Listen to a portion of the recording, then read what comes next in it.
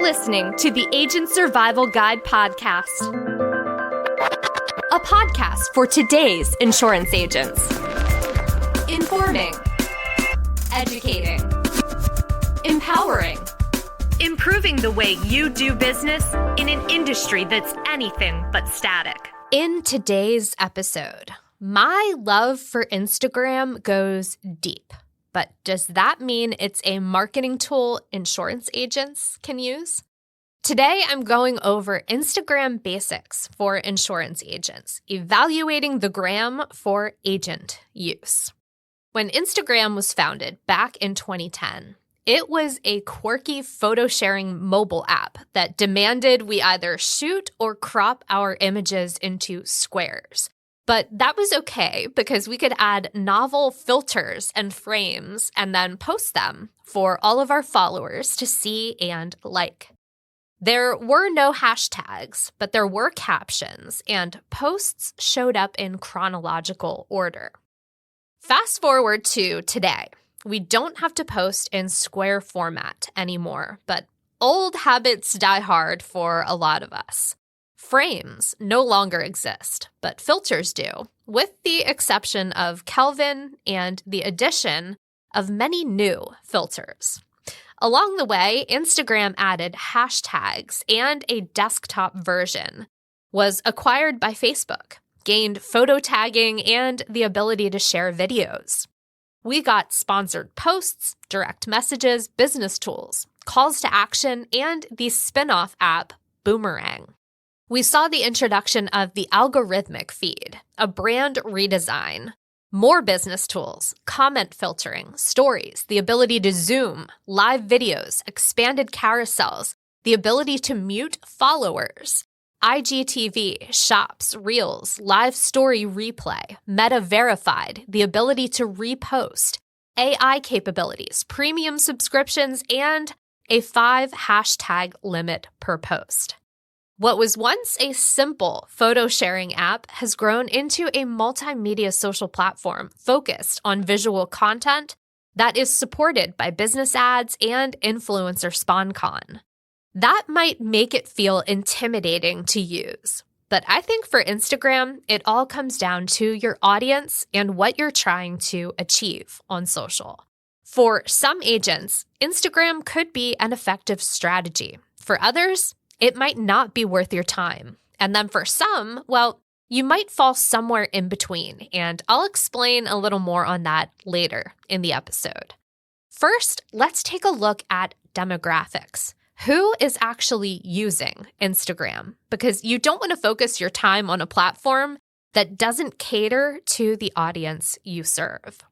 As of November 2025, Pew Research Center found that 50% of U.S. adults said that they had used Instagram. Not great numbers, but also not terrible. But when you compare that to the 71% of Americans that have ever used Facebook, or the 84% who have ever used YouTube, well, that gives us a little more perspective. Of that 50% of adult Americans who have used Instagram, 80% fall in the 18 to 29-year-old age demographic. 62% are between the ages of 30 and 49. 40% are in the 50 to 64-year-old age group, and 19% are age 65 or older. The majority of Instagram users are in the 18 to 29-year-old age range. The 30 to 49-year-old demographic has a decent showing. And then users trail off with 50 to 64-year-olds and then further decrease with those 65 and older. Just hearing those numbers, we might come to the conclusion that we should only use Instagram if our target audience is between 18 and 49 years old. And I think there's merit to that conclusion to a certain extent. If you're selling insurance products that are more geared toward the under 65 set, or perhaps you're selling life insurance and other ancillary products, you can probably find an audience on Instagram. If your audience is the over 65 crowd seeking Medicare coverage, I'm not sure that Instagram makes sense. And while it breaks my heart to say that because I absolutely love Instagram, liking a social platform isn't necessarily a reason to post there. I think we can all fall into that trap regardless of the platform. We all have our social platforms that we gravitate towards, and we all have our unique ways that we use them. But at the end of the day, if you aren't posting where your audience hangs out, how will they find out about you? Now, I'm not saying that you can't or shouldn't use Instagram for your insurance business. You can certainly still use it. But I think we have to be realistic about what to expect as far as engagement on the platform. If you're not focused on the Medicare industry, I would say, sure, use it. But you don't want it to be your exclusive social platform. And the great thing is, it doesn't have to be. A lot of the content you post on Instagram can also be posted elsewhere.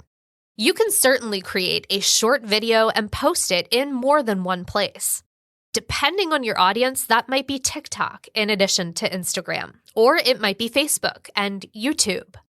For those who are focused on the Medicare industry, you can still post to Instagram, but given the audience demographics, I would not make it your primary social platform, and I certainly would not make it the main focus of your social media strategy. Another thing to think about is how Instagram categorizes your efforts on the platform. In addition to thinking about who your audience is, it's important to think about what you're planning to achieve on the platform and how you plan to use it. You'll want to make sure you're using a professional account rather than a personal account so you can access more features that are catered to growth.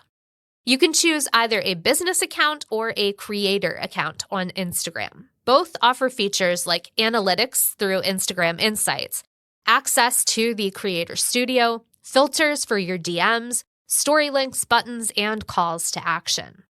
As far as differences between the two, business accounts can run an Instagram shop and fully integrate with third-party apps.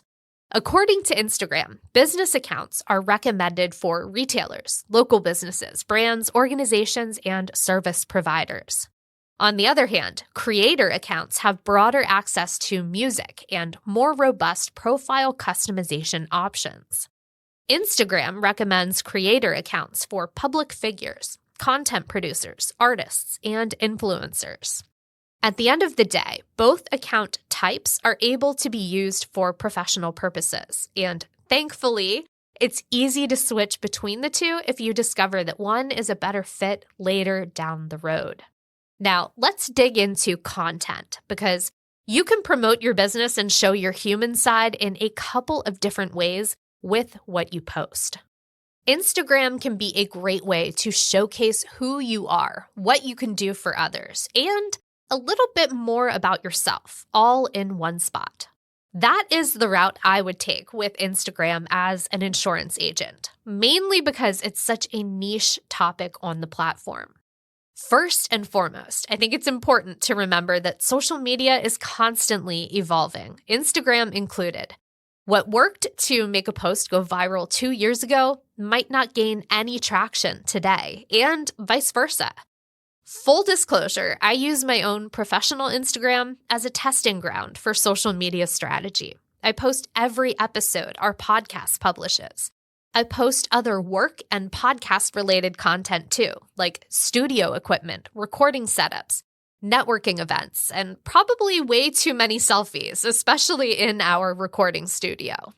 But because my Insta handle is the Sarah J. Ruppel and not Agent Survival Guide Podcast, I also include fun content that aims to be similar to the other content on a regular Instagram feed. Sunrises, sunsets, pictures of my cats, the amazing dinners my husband cooks, baked goods, family moments, and throwbacks, to name a few. Lately, I've been testing out posting mainly podcast-related content as my posts, but also adding in some reels with audio samples. And that's because all the reports say that the algorithm is putting a priority on short video. So I want to make sure I'm doing what the algorithm likes in order for my content to surface to the people who might find it beneficial. Another thing I've been testing, when I'm posting that fun content that used to be a regular post, I've been experimenting with posting that content as a story instead. And an important note to keep in mind for any social media powered by an algorithm, not just Instagram, is that you have to keep the algorithm in mind. If you want to gain traction and have your profile served to a specific group of people, you will need a cohesive content strategy. When it comes to the business side, talk about the services you offer rather than getting into carrier details or plan specifics. Keep the content high level, then include a CTA to reach out to you with questions or for more details. And another bonus, that strategy should make it much easier to stay compliant. If you have some great client stories, tell them on Instagram. Just make sure to get your client's permission first and don't use identifying information like names or locations. Maybe you volunteer with a local nonprofit organization. Post about it and share the content they post. Keep an eye on trending audio for the opportunity to create content that complements it or riffs on it in a way that makes sense for our industry. That being said, though, tread carefully. If you wouldn't let your kids post it, then you probably shouldn't be posting it on a business-related account either. As far as the types of content you'd like to publish on Instagram, that is up to you to decide. And there's a lot to choose from. You can upload one photo, multiple photos called a carousel, stories that disappear after 24 hours, short videos called reels, and you can go live. And because Meta owns Instagram, Facebook, and Threads, when you post something on one platform, you can use the cross-post feature to simultaneously post on the other. Or you can go back after the fact and easily share content. So, while we don't necessarily recommend Instagram as a primary social platform for those in the Medicare space, you can certainly take advantage of cross-posting features to create a presence on Instagram without having to dedicate a ton of time to it. As far as what type of content you choose to post, that depends on you. Some people are comfortable with creating videos. Others prefer more static versions of content. I would consider the time you're spending on content creation and weigh that against what you're getting out of it. You certainly don't want to be dedicating hours of work each week towards Instagram only to get one lead a quarter. That's just not effective marketing. But if you're spending 4 hours to create and schedule out social content that you can cross-post and start to gain a following, engagement, and leads, well, that's a different story. Some other best practices to keep in mind. Whether you're posting photos, reels, or stories, make sure you're taking advantage of features that can help boost your visibility, like caption content, keywords, tagging other accounts, and location features, to name a few. The more information you can offer about yourself and the value you present to others, the better. It's more information for the algorithm to use when indexing your content. Take some time to consider that as you're writing captions. Yes, the first thing we see on Instagram is the content, so the video or the image. But after that information registers, the next place we go is to the caption. Captions and the keywords there are also one of the ways content is categorized and sorted on Instagram. You can search for content by keyword, accounts, audio, tags, and places. Just keep in mind that hashtags have really declined in both search value and algorithm prioritization. The social media industry as a whole is moving away from the concept of a defined hashtag as the means to identify content. Keywords have stolen the thunder of the hashtag, and most algorithms have gotten quite good at recognizing them within the context of the content we post. Remember, when you're posting about another person or business, tag them. This is a great way to get more eyeballs on both your content and theirs. It is also a must when collaborating with others. Don't forget about location tagging either. If I'm posting something work-related, you'll find it posted with the Ritter Insurance Marketing headquarters location tag. You can do the same with your business address. Engage with your audience, no matter what you're creating. In addition to the time you're taking to create and post content, make sure you're liking and responding to comments. That is what puts the social in social media. Another important factor, post regularly. Create a schedule and stick to it. You'll need to post and interact consistently so other users know your account is active, up to date, and that you will respond to them. And then last, but certainly not least, don't feel like you have to craft the perfect photo, video, or caption to get started. Sometimes that desire for perfection can hinder us from taking the leap into a new opportunity. Unlike a few years ago, what you post on Instagram doesn't have to be perfect. Everyone knows that life is not that perfect. When you show that you're human, your followers will relate to that and appreciate it.